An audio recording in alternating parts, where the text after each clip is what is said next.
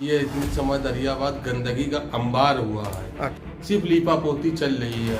इसमें राहगीर बहुत से गिरे हुए हैं, जिनके चोटें भी आई हैं। यहाँ पे मतलब यहाँ फर्जीवाड़ा एकदम चरम पे है अपने।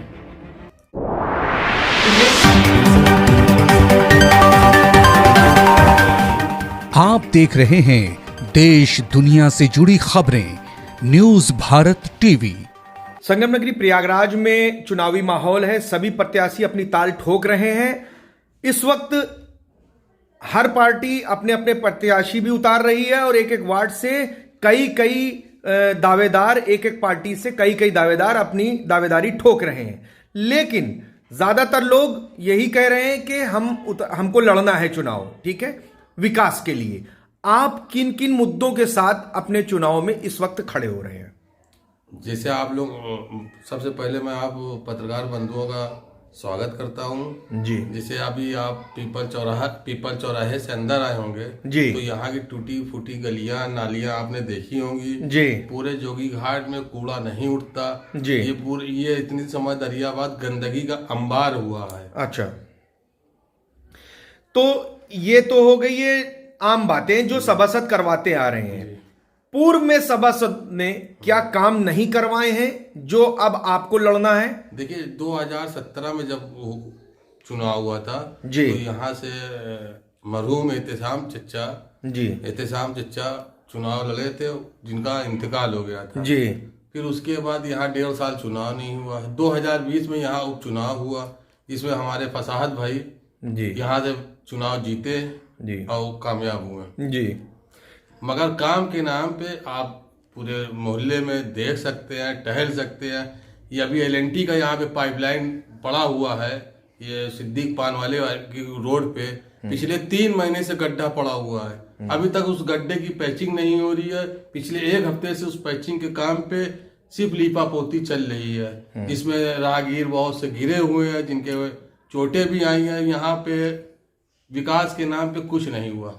अच्छा, तो ठीक है, क्या ऐसी अच्छाई है या क्या आपको ऐसा लग रहा है कि लोग आपको वोट दें? और कौन सी ऐसे काम है जिसको आप सोच के, जिसको वोटर आप अपने तरफ आकर्षित करेंगे?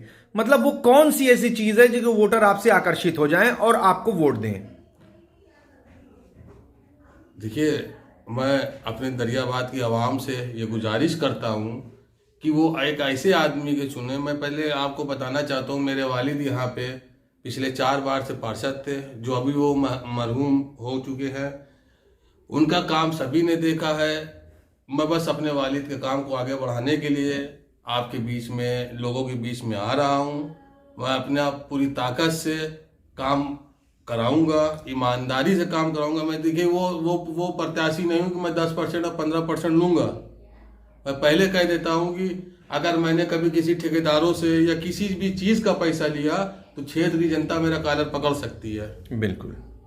मैं सिर्फ और सिर्फ अपने क्षेत्र की जनता के लिए, और मुझसे लोगों ने कहा भी है, यहाँ पे तो बहुत सा है, दरियाबाद के मिडिल का वोट मीरापुर में है। मतलब यहाँ फर्जीवाड़ा एकदम चरम पे है अपने।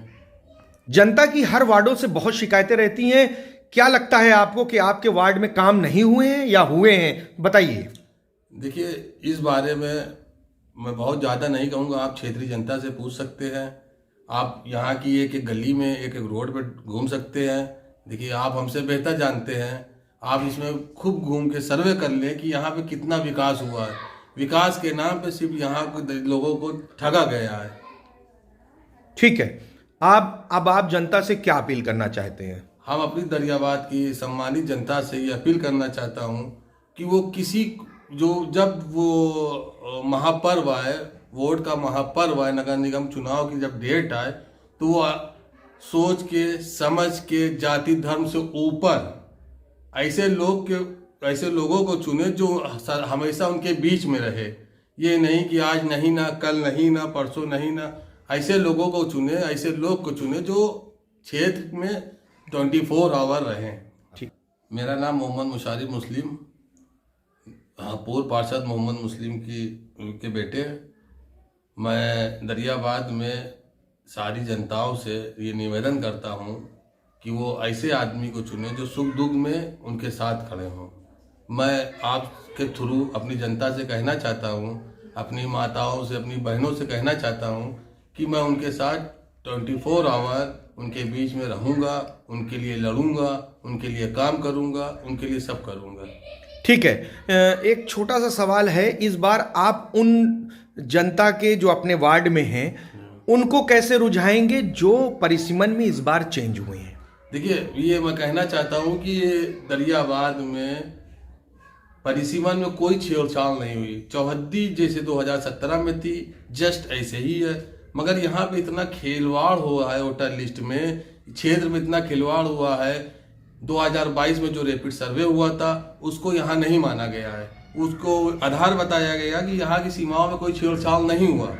अगर सीमाओं में छेड़छाड़ नहीं हुआ तो मैं आपके माध्यम से मैं संबंधित अधिकारियों से ये पूछना चाहता हूँ कि अगर मेरे वार्ड में, मेरी एरिया में कुछ बदलाव नहीं हुआ तो 862 वोट जो अतर सुइया में गए तो कैसे गए? अगर वो वोटर चले गए तो यहाँ की 2022 में जो सर्वे हुआ है, मैं आपके माध्यम से बताना चाहता हूँ कि 2022 में जो यहाँ सर्वे हुआ पिछड़ी जातियों का, वो 640 घर, 5260 जनसंख्या गई है।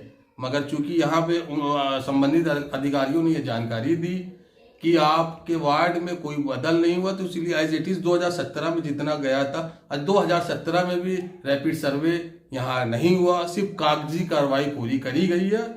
मैं आपके माध्यम से संबंधित अधिकारियों से ये सवाल कर रहा हूँ।